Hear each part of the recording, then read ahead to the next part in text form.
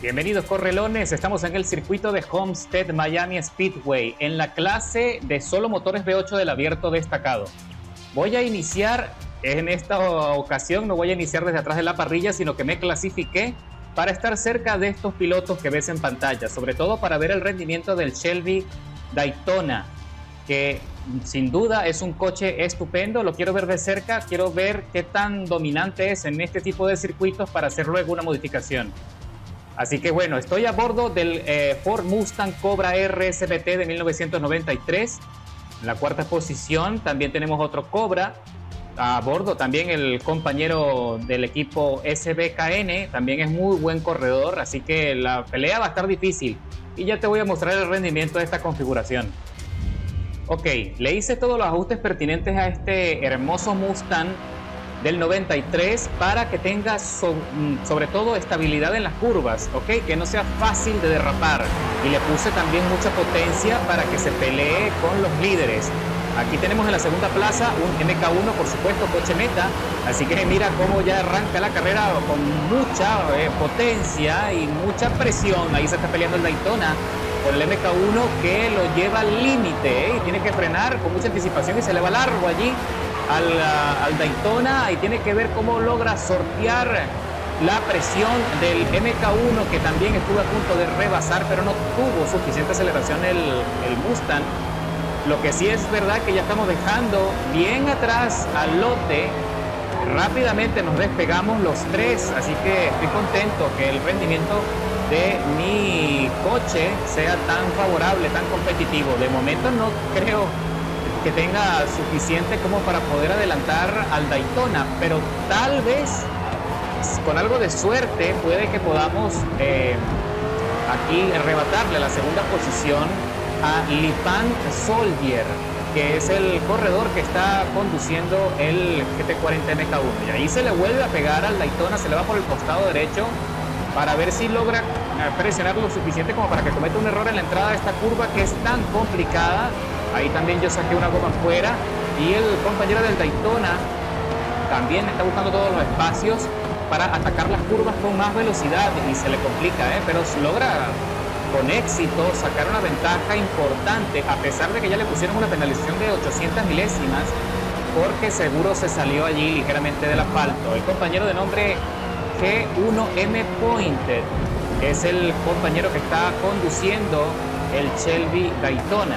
Nuevamente entramos en esta curva y observo cómo se le complica allí, tiene que entrar casi que desde afuera, y la verdad es que el giro allí se le complica muchísimo al Daytona, pero el MK1 sigue aguantando, y son 5 vueltas en total aquí en Miami.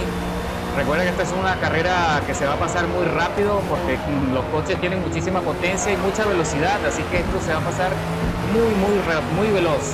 Y bueno, señores, por ahora nosotros estamos aguantando, hacemos todo lo posible por mantener el ritmo y no quedar tan rezagados, a ver si tenemos alguna oportunidad, ya sea que alguno de ellos cometa algún error o que se choquen o se pongan en algún conflicto que nos dé a nosotros, nos abra la ventana para conseguir el dominio del circuito. De momento estoy contento porque logro sostener la tercera posición, estoy metido en el podio.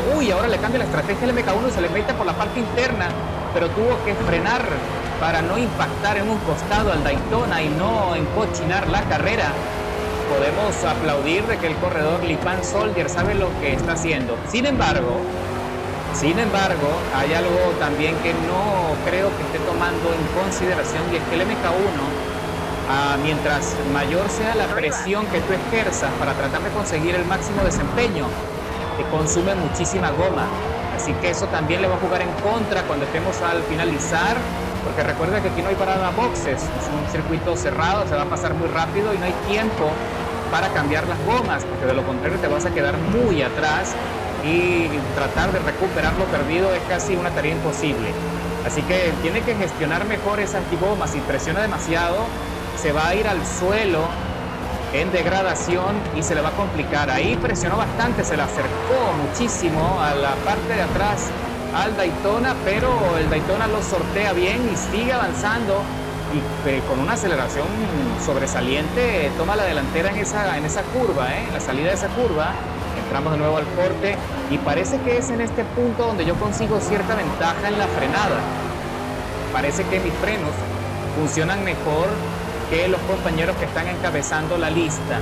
Pero bueno, señores, por ahora todo se mantiene estático. Ya estamos por concluir la tercera vuelta de las 5 y puedo observar allí que el MK1 ahora nuevamente intenta presionar por fuera en la parte interna. Ahora le hace una transferencia y se salió. Se impactó ligeramente con el Daytona y se salió, lo que nos abre a nosotros las posibilidades de arrebatarle la segunda posición. Vamos a ver si logramos aguantar, si nuestro Mustang SVT tiene lo que hace falta para defender esa posición perdida, y al compañero G1M Pointed del Shelby Daytona le aumentaron la penalización ahora por contacto excesivo. Y el compañero del MK1 allí presionado por recuperar lo perdido, se va largo allí, casi se sale, tan valiente, me arrebata la posición, casi que se sale incluso del asfalto, saltándose allí la curva, la chicana. Pero bueno, señores, no se puede hacer más, estamos en la penúltima vuelta, esto se está complicando muchísimo y tenemos allí detrás en la cuarta plaza a menos de 2 segundos, tenemos al corredor FB Lunatic Levy, que también está expectante de lo que pueda pasar en la punta con nosotros para ver si tiene chance de meterse en el podio. De momento está un poco retirado y ahí el MK1 se le tambalea y yo por perseguir su estela también perdí algo de adherencia en la salida de esa curva, así que tengo que ser más cuidadoso porque me puede embullir. Me puede atraer allí en ese embudo de derrapes y también puedo perder la posición si me descuido. Mis amigos, FB Lunatic Levy en la cuarta plaza se está acercando peligrosamente, ya está a 1 segundo 200 milésimas.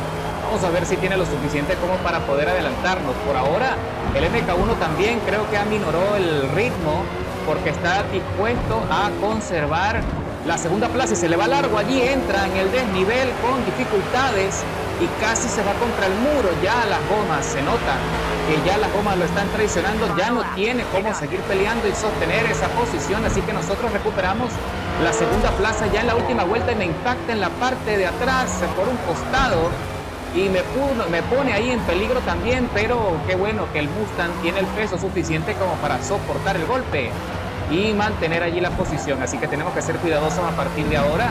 El compañero del MK1 está desesperado por recuperarse, pero se está quedando atrás. De hecho, se está poniendo ahí a merced de FB Lunatic Levy, que se está acercando también bastante a su estela y va a aprovechar el rebufo de seguro en este sector para tratar de adelantarle. Pero el MK1 tiene potencia como para sacar algo de provecho en esta recta. Incluso tiene potencial hasta de acercarse. Ahí está a menos de 700 milésimas por detrás y acercándose. Ojalá que vaya a frenar bien. No, se impacta conmigo. Pero más que un problema del piloto, es también ya un problema de gomas. Ya no tiene gomas y por lo tanto los frenos también funcionan mal. Así que bueno, parece que las condiciones de la carrera, y se vuelve a impactar conmigo y casi me saca en esta oportunidad, Esa curva en descenso es muy complicada, muy peligrosa, y hasta este momento, cuando estamos terminando, ingresando en la chicana, es que me salta el primer anuncio, la primera alerta de desgaste menor en la goma, sobre todo la goma delantera derecha, pero ya no importa porque logramos escalar una posición y sostenidos en el podio. Qué buena carrera, mejor tiempo de vuelta de nuestro Mustang 1:28.058, tiempo limpio, escalando una posición. La verdad es que me gustó mucho el desempeño y ya te voy a explicar cuáles son los ajustes técnicos que tienes que hacer si tú quieres también probar el Ford Cobra R del 93. Mis correlones, ahora les voy a explicar en detalle cuáles son los ajustes que tienen que hacer en el SVT Cobra R del 93 para que puedan conseguir el rendimiento que vieron en la carrera de Miami. Lo primero es que nos vamos a la parte de conversión. Instalamos el kit de carrocería ensanchada que ven allí, que se ve estupendo. Colocan en el cambio de aspiración, instalan el turbo doble o el biturbo, y el motor lo dejamos de serie, un hermoso V8 de 4.9 litros, se dice fácil. El alerón trasero de carrera y también el capó de calle, si les gusta también pueden colocar cualquiera de los otros, pero a mí me gustó mucho este de calle, El último sí no lo pueden instalar, que lleva solamente los seguros, porque se pasa de categoría, En cuanto al tren de transmisión, colocamos un embrague de calle, colocamos la caja de transmisión de carreras, la línea de transmisión de carreras y el diferencial de carrera.